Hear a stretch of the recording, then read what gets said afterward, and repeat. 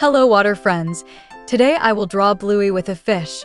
The sketch flows slowly, while I share this splashing tale.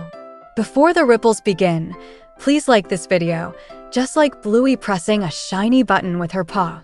Bluey leaned close, eyes wide. She saw a golden fish swimming circles. "Hello, shiny fish," Bluey called. "Would you say hello too, seeing one?" The fish flicked gently, tail sparkling. It darted quickly, making bubbles rise. "Can you play with me?" Bluey asked. "Would you ask too, feeling curious?" Bingo splashed nearby, laughing bright. Her paws dipped, creating ripples. "The fish is dancing," she shouted. "Would you laugh too, at its moves?"